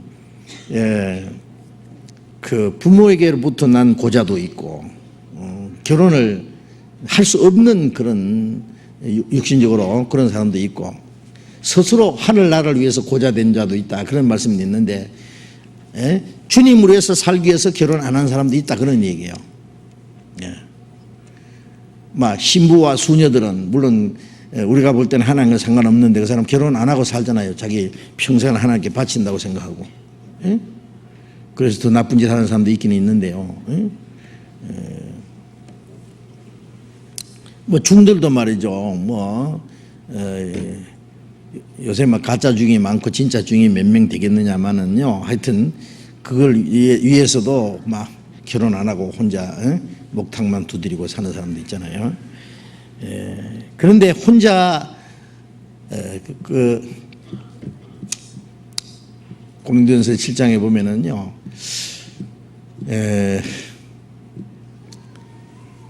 결혼하지 않는 처녀나 총각은 어떻게 해야 주님을 기쁘시게 할꼬 하되 결혼한 사람은 어떻게 해야 아내를 기쁘게 할꼬 남편을 기쁘게 할꼬 하여 마음이 나뉘느니라. 그래 바울 사도가 내가 이렇게 말한 것은 너희에게 올무를 오래 함이 아니라 분야비 없이 주를 섬기게 하려 함이라. 결혼한 사람이 아내를 기쁘게 하고 남편을 기쁘게 해야죠. 당연히 하지 마라 말이 아니에요. 그러나 주님을 더 기쁘시게 해야 돼요. 어떤 사람은요, 말이 났으니까 좀 해봅시다. 말이 났으니까 어떤 사람은 결혼하기 전에는 얼마나 열심인지 몰라. 막 자나깨나 주님만 생각하고 깨끗하게 열심히 봉사하고 주님을 살라고 그렇게 하던 사람. 남자는 막 호랭이를 잡을 듯이 막 열심히 하던 사람이 결혼하고 나면 어디로 간지 없어. 참기름 공장을 차렸는지 꿀통에 빠졌는지. 그런데 요즘에는 그런 사람이 별로 없더라고. 전에 있었어요. 요즘에는 형제자매들이 결혼하고 나면 정말 잘 살더라고. 좀 결혼하고 나서 신앙이 퇴보하는 사람들보다는 앞으로 확 나가는 사람들이 더 많은 것 같아요. 잘해요. 전에는요, 정말 결혼하고 나면 한동안 아주 교회하고 멀어진 사람 많아요. 너무 육신에 말이죠. 가스금 공장을 차렸는지 뭐 어쨌는지 했단 말이에요. 그러면 안 되는 거예요. 그러면요, 큰 벌 받아요. 막. 결혼은 하나님의 축복을 받아야 됩니다. 아시죠?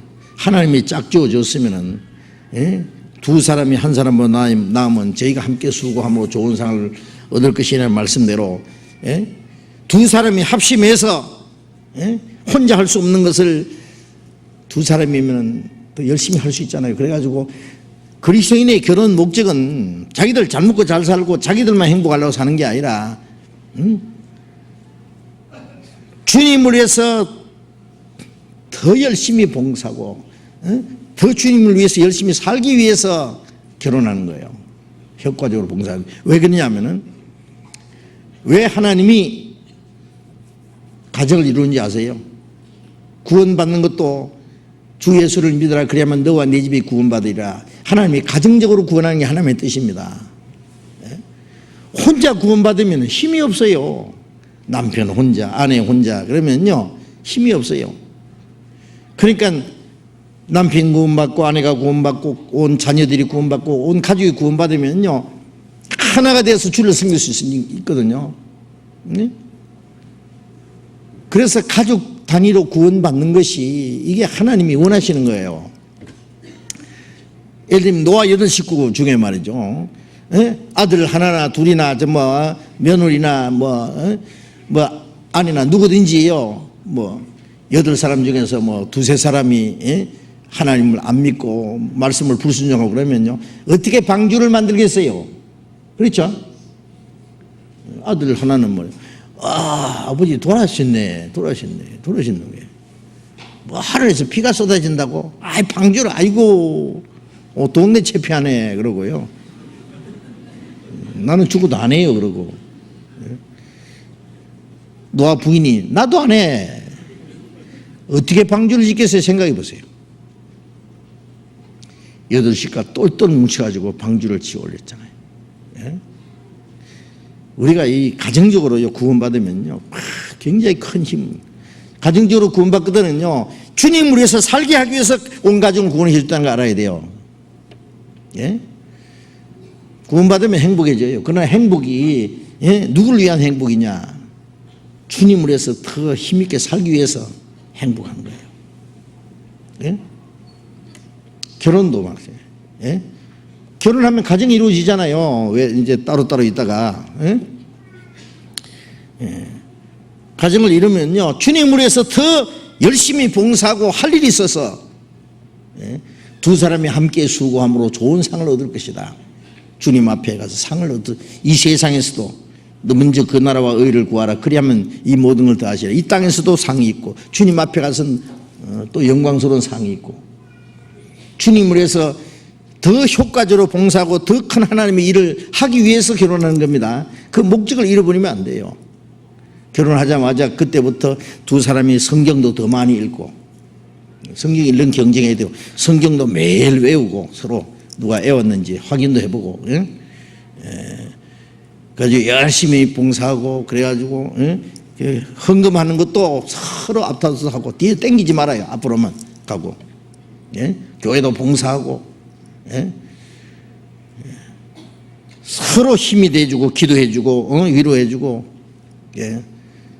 그러니까 행복한 가정을 이룰 때 그 행복은 주님을 위한 행복이에요. 주님을 위해 살기 위해서. 예? 그냥 자기들끼리만 행복해가지고 막 그래가지고 주님을 기쁘시게 하는 것은 이제 뒷전이 돼버리고, 그러면 안 된다는 얘기입니다. 아시겠어요? 그러면 안 되는 거예요. 우리가 주님을 위해서 사는 것이 우리에게 복이에요. 축복이에요. 행복이고. 왜? 우리가 주를 위해서 살면 주님 위해서 살 수 있도록 우리의 모든 걸 도와주시거든요. 예. 만일 두 사람이 막 자기들끼리만 해가지고 맨 막 여행 댕기고 막 자기들만 맛있는 거 먹고 막 맨 막, 예? 집에 가면 문고리 딱 걸어 잠가놓고 막 형제 자매하고 만나지도 안 하고 말이에요. 예? 이러면은요, 좀 있으면 얻어 터지거든. 보셔. 이제 박살납니다. 잘못하면. 아시에요? 정말이에요? 예. 하나님이 얼마나 시기하신지 아세요? 예. 모든 것의 주인이 주님이십니다. 주님. 그러니까 결혼하면은요, 이 가마에 말이죠, 이래 신부 태워놓고 앞에 가는 사람, 뒤에 가는 사람이 가마, 옛날에 그랬죠? 가마. 만일 자빠지면은요, 이 가마 안에 있는 신부가 말이죠, 다친다고. 그렇죠? 자빠지면은요. 그러니까 앞에 가는 가마가, 야, 또랑 나왔다. 외나무다리, 징검다리 걷는다. 조심해. 앞에 무엇이 있다? 그러면 착착 발 맞춰서 가야죠.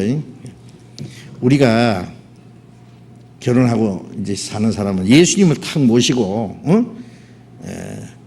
남편이 앞에 가든지 아내가 뒤에 따라가든지 해가지고 예수님 모시고 우리가 가마를 몰고 가는 건 그런 마음을 가지고 해야 돼요. 우리가 잘못하면 주님 다치십니다. 아세요? 그러면 안 됩니다. 예. 주님을 잘 모시면은 주님이 우리에게 얼마나 큰 축복을 주시겠어요. 네. 나와 내 집은 여호와만 섬기겠노라. 그렇죠?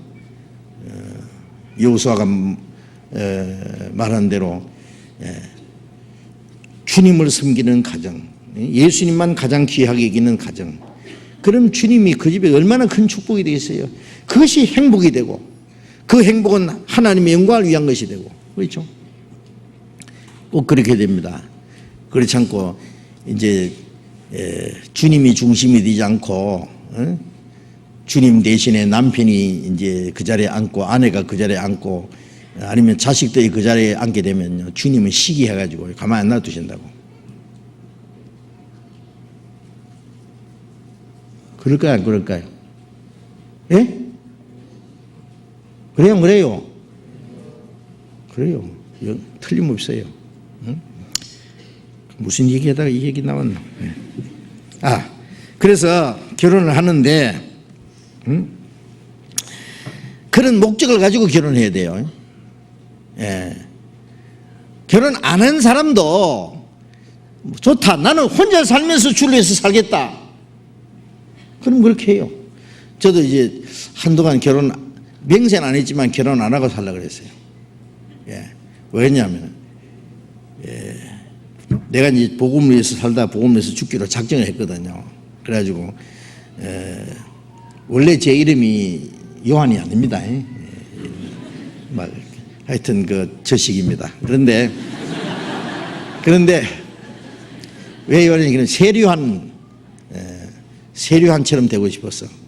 혼자서 막 세류하는 광야에서 외치는 자의 소리라고 했잖아요. 예수님만 증거하다가 그냥 목이 달아나 죽었거든요. 그래서 나도 막 주님만 증거하다가 막 내가 죽으면 날 위해서 울어줄 사람도 없고 뭐 여보하고 뭐 아빠하고 우는 사람이 있으면 막 좀 복잡하잖아요. 막 내 혼자 살다 죽으면 막 울어줄 사람도 없고 막 편하잖아요. 막 간단하게 막. 예? 진짜 그렇게 생각했어요. 그래서 제가 21살부터 설교 시작해가지고 2년 만에 구원받아가지고 그때부터 29살까지 혼자 전도했거든요. 총각 전도사로. 근데 나중에 얼마나 불편한지 몰라, 혼자 살라니까. 하여튼요, 저를 4일 삼하려고 하는 사람이 얼마나 많은지 아세요? 진짜 골치 아프더라고. 정말이라니까. 어떤 집에서는 막 싸움 났다니까. 나는 생각도 없는데. 하여튼 그런 그 비슷한 일이 있었어요. 하여튼 혼자 살라고 작정을 했어. 근데 나중에 얼마나 불편한지 몰라. 왜 그러냐면요, 제가 신학교에서 이제 배우는데 어떻게 배웠냐면요, 신방 갈 때 절대로 혼자 가지 말 것. 자기 아내하고 같이 가든지 여럿이 가든지. 그리고 상담할 때는 여자하고 1대1로 말하지 말 것. 그럴 경우에는 문을 활짝 열어놓고 이 얘기할 것. 왜 오해받는다 그래요.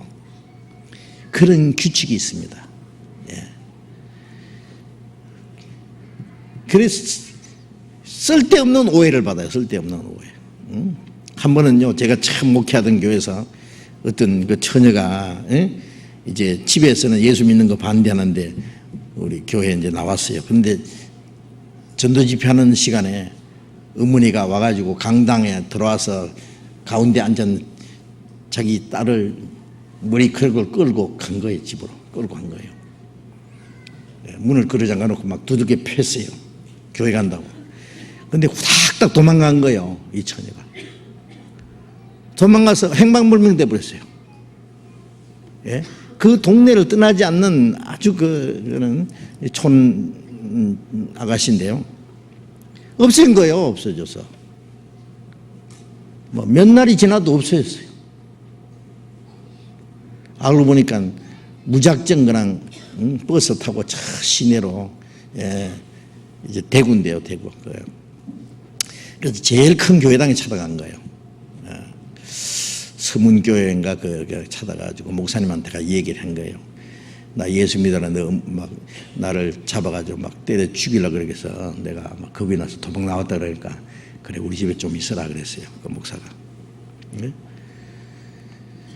근데 며칠 지난 후에 그랬어요. 이제 목사가 그냥 있으면 안 된다. 집에 연락을 해야 된다. 그래 연락했어요. 전화를 했어. 연락을 했는데 저를 찾아왔어요. 전화는 아니라 편지를 보냈구나. 편지를 보냈어요. 그때는 막 전화도 없었어요. 편지를 왔는데 자기 집에 편지가 온 거예요. 이 딸이 우리 집에 있으니까 걱정하지 말라고 부모한테 보낸 편지예요. 그 목사가 그 편지를 가지고 온 거예요. 제 집에 와가지고 저 혼자 이제 제가 총각 전도사로 있을 때입니다. 나한테 와서 이래도 안 빼돌렸냐고 당신. 자기 딸을 빼돌렸다는 거예요. 아이 그거 뭐 하려고 빼돌려 내가 하여튼 별꼴이 다 있어요.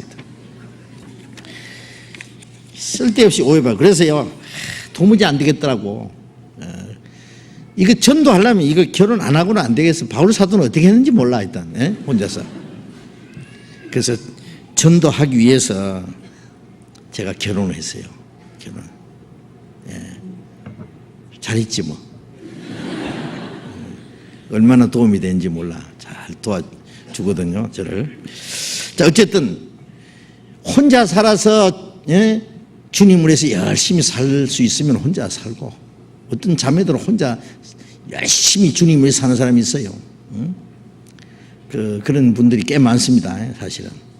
그래서 바울 사도가 결혼을 안 하고 머물러 둘 뜻이 있어서 하는 자는 더 잘하느니라 그 말씀은요, 결혼하든 안 하든 주님에서 열심히 살 수 있으면은 왜 그리스도인의 소망은 이 땅에 있는 게 아니니까 좋다는 얘기예요.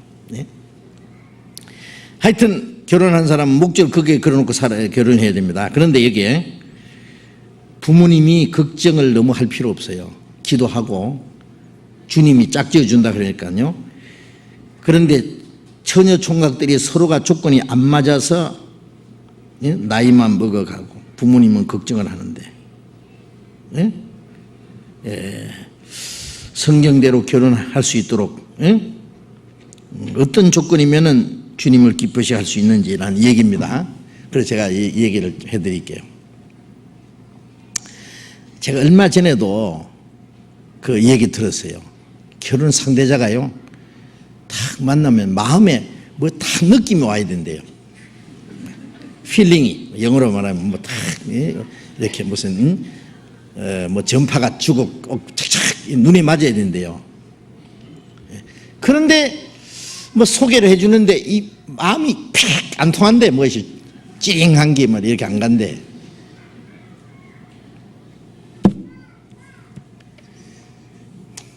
한 가지 알아야 될 것은요, 어떤 사람은 막 이 남자가 따라다니는 거에 막 네 결혼 안 해주면 내 죽는다 하고 말하지 마. 꽁무니 따라다니는 결혼 딱 하고 나면 얼마 있다가요 자기 아내 버리고 바람 피웁니다. 그런 사람 얼마나 많이 벌어요. 막 그렇게 죽기 살기로 따라다니는 사람이 결혼하고 나면은요 얼마나 있으면 마음이 딱 변해버려요. 제가 그런 사람 많이 봤어요. 그러니까 너무 좋아하는 거 좋아하지 마요. 육신적으로 필링이 뭐라 하냐 느낌이 딱 오는 게 있잖아요. 무슨 느낌 없을까?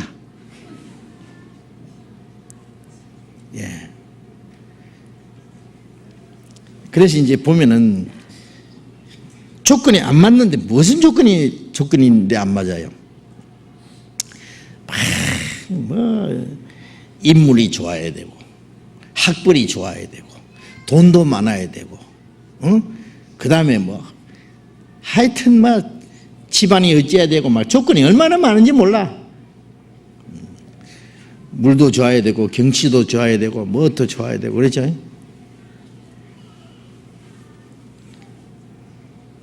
그 조건을 너무 많이 세우면은요 진짜 결혼하기 어렵습니다. 그리고 이 구원받은 형제 자매들 속에서요 자기 마음에 육신적으로 마음에 딱 맞는 사람 한 찾아봐요. 그렇게 많은가? 제가 전에 광주에 있을 때 어떤 자매들 둘이에요. 그 전문대학교 나온 자매인데요. 이제 나이가 점점 많아져서 어떤 형제 한 사람을 소개를 시켜줬어요. 꽤 괜찮은 형제예요. 그런데 마음에 안 든대. 무엇이 어떻고 어떻고 하면서 마음에 안 든대. 뭐 직장이 뭐 시원찮고 무엇이 어떻고 하면서. 그래서 나중에 이제 자기 마음에 드는 사람 하나 만났대. 불신자예요. 예, 외제를 하나 골랐는 거예요. 외제를. 국사는 싫대. 외제를. 성경에는 예? 아모스 3장 3절에 두 사람이 의합지 않고야 어찌 동행하겠으며 그랬잖아요. 두 사람이 의합한다는 것은 목적이 같아야 돼. 예? 빛과 어둠이 어찌 사귀며 하나님의 성전과 우상이 어찌 일치가 되리요. 빛과 어둠이 어떻게 사귀어요. 그리스도와 벨리알이 우상이 어떻게 조화돼요. 믿는 사람이 믿지 않는 자가 어째 멍에를 같이 하겠느냐 그랬잖아요. 고린도후서 6장에 있잖아요. 빛과 어둠이 사귈 수 없듯이 믿는 사람과 믿지 않는, 믿는 사람이라는 것은 구원받은 사람이에요. 구원받은 사람 안 받은 사람하고 어떻게 멍에를 매는 거는요, 멍에 소 두 마리가 멍에를 메고 밭을 갈잖아요. 소하고 나귀하고 멍에를 같이 메우지 마라. 소는 느리느리하고 나귀는 펄쩍펄쩍했는데 무슨 일이 되겠어요 그래 그게. 예? 그래 두 사람 다 불신자고 결혼했어. 한 사람이 하더니 얼씨구나 또 하나도 따라서. 그래서 내가 그랬죠. 그러면 징계를 받을 텐데 그랬죠. 뭐라 하냐면 징계 좀 받아보지요 그래요. 받아보라고. 결혼 딱 하더니 어디로 꺼졌는지 없어요. 예. 나중에 보니까요, 이건 뭐 죽을 고생을 하는 거예요. 죽을 고생. 하나님과 뭐 지금 어떻게 되는지 몰라. 얼마 전에 한 사람 비슷하게 보긴 뭐 봤는데요. 응? 신앙하고는 하나님하고는 멀어졌어요. 신앙생활에 실패한 거예요. 예. 조건을 무슨 조건을 찾아요 그래. 예. 인물 못 낳는 것보다는 잘난 게 좋지만은요. 예? 자문에 있잖아요. 고운 것도 거짓되고 아름다운 것도 헛되나 여호와를 경외하는 여자는 칭찬을 얻을 것이라. 남자나 여자나 이 외모는요 얼마 안 가면은요 그거 예? 잘났든지 못났든지 큰 문제 안 됩니다. 예. 외모 잘난 것보다는 속이 아름다운 게 훨씬 아름답습니다. 예. 그래서 제가 같이 드릴게요. 이거 길게 얘기할 시간 없어. 세 가지 조건만 맞으면은 예? 제일 기본적인 거 결혼해도 괜찮다고 생각해요. 제가 이번에 미국에도 똑같은 얘기 해줬어요. 미국에서도. 예. 그걸 순종하면 돼. 첫째는 믿음이 확실해야 돼요. 그게 제일 첫째예요. 제일 중요한 게 구원을 받았을 뿐 아니라 예? 얼마 동안 구원받았는지 겪어봐야 돼요. 그래서 정말 말씀 안에서 주님 뜻대로 살고자 하는 그 확실한 의지가 보여야 돼요. 그래서 신앙이 확실해야 돼요. 첫째. 두 번째는 착해야 돼요. 착해야 돼요. 인간성이 착해야 돼요. 신앙이 확실하면 착할 거예요. 그죠? 예. 전에 뭐 나쁜 사람도 신앙 확실하면 착해져. 어쨌든 사람이 착해야 돼요. 예. 그래서 제가 어떤 자매한테 물어봤어요. 그럼 얘기해요. 신앙이 확실하냐면 확실하대요. 착하냐 물었더니 너무 착하대. 착한 거 말고는 별로 없대. 착하대. 너무 착하대. 셋째, 자기 일에 성실해야 된다. 예, 열심히 잘하는데 세 가지 다 맞더라고. 그러면 오케이다 그랬어요. 제가. 예? 자기 일에 성실하는 거, 농사를 하든지 장사라든지 뭐 회사에 다니든지 뭘 하든지 예? 큰일 하든지 작은 일 하든지 남이 어떻게 생각하든 자기 생활에 성실하면 된다. 성실.